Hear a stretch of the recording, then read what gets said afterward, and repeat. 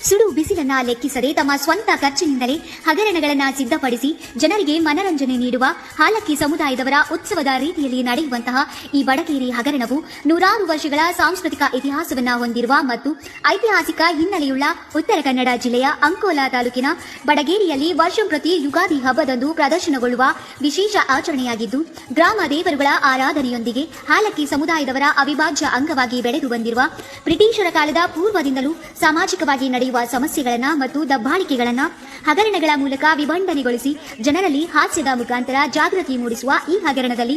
ಬೇರೆ ಬೇರೆ ಊರಿನ ಸಹಸ್ರಾರು ಜನರು ಭಾಗಿಯಾಗುವುದು ವಿಶೇಷ.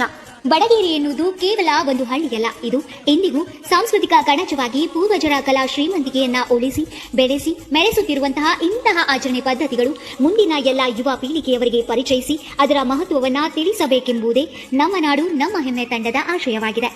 ಸುಡು ಬಿಸಿಲನ್ನ ಲೆಕ್ಕಿಸದೆ ತಮ್ಮ ಸ್ವಂತ ಖರ್ಚಿನಿಂದಲೇ ಹಗರಣಗಳನ್ನ ಸಿದ್ಧಪಡಿಸಿ ಜನರಿಗೆ ಮನರಂಜನೆ ನೀಡುವ ಹಾಲಕ್ಕಿ ಸಮುದಾಯದವರ ಉತ್ಸವದ ರೀತಿಯಲ್ಲಿ ನಡೆಯುವಂತಹ ಈ ಬಡಗೇರಿ ಹಗರಣವು ನೂರಾರು ವರ್ಷಗಳ ಸಾಂಸ್ಕೃತಿಕ ಇತಿಹಾಸವನ್ನ ಹೊಂದಿರುವ ಮತ್ತು ಐತಿಹಾಸಿಕ ಹಿನ್ನೆಲೆಯುಳ್ಳ ಉತ್ತರ ಕನ್ನಡ ಜಿಲ್ಲೆಯ ಅಂಕೋಲಾ ತಾಲೂಕಿನ ಬಡಗೇರಿಯಲ್ಲಿ ವರ್ಷಂಪ್ರತಿ ಯುಗಾದಿ ಹಬ್ಬದಂದು ಪ್ರದರ್ಶನಗೊಳ್ಳುವ ವಿಶೇಷ ಆಚರಣೆಯಾಗಿದ್ದು, ಗ್ರಾಮ ದೇವರುಗಳ ಆರಾಧನೆಯೊಂದಿಗೆ ಹಾಲಕ್ಕಿ ಸಮುದಾಯದವರ ಅವಿಭಾಜ್ಯ ಅಂಗವಾಗಿ ಬೆಳೆದು ಬಂದಿರುವ ಬ್ರಿಟಿಷರ ಕಾಲದ ಪೂರ್ವದಿಂದಲೂ ಸಾಮಾಜಿಕವಾಗಿ ನಡೆಯುವ ಸಮಸ್ಯೆಗಳನ್ನ ಮತ್ತು ದಬ್ಬಾಳಿಕೆಗಳನ್ನ ಹಗರಣಗಳ ಮೂಲಕ ವಿಭಂಡನೆಗೊಳಿಸಿ ಜನರಲ್ಲಿ ಹಾಸ್ಯದ ಮುಖಾಂತರ ಜಾಗೃತಿ ಮೂಡಿಸುವ ಈ ಹಗರಣದಲ್ಲಿ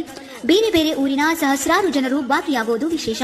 ಬಡಗೇರಿ ಎನ್ನುವುದು ಕೇವಲ ಒಂದು ಹಳ್ಳಿಯಲ್ಲ, ಇದು ಎಂದಿಗೂ ಸಾಂಸ್ಕೃತಿಕ ಕಣಜವಾಗಿ ಪೂರ್ವಜರ ಕಲಾ ಶ್ರೀಮಂತಿಕೆಯನ್ನ ಉಳಿಸಿ ಬೆಳೆಸಿ ಮೆರೆಸುತ್ತಿರುವಂತಹ ಇಂತಹ ಆಚರಣೆ ಪದ್ಧತಿಗಳು ಮುಂದಿನ ಎಲ್ಲ ಯುವ ಪೀಳಿಗೆಯವರಿಗೆ ಪರಿಚಯಿಸಿ ಅದರ ಮಹತ್ವವನ್ನ ತಿಳಿಸಬೇಕೆಂಬುದೇ ನಮ್ಮ ನಾಡು ನಮ್ಮ ಹೆಮ್ಮೆ ತಂಡದ ಆಶಯವಾಗಿದೆ.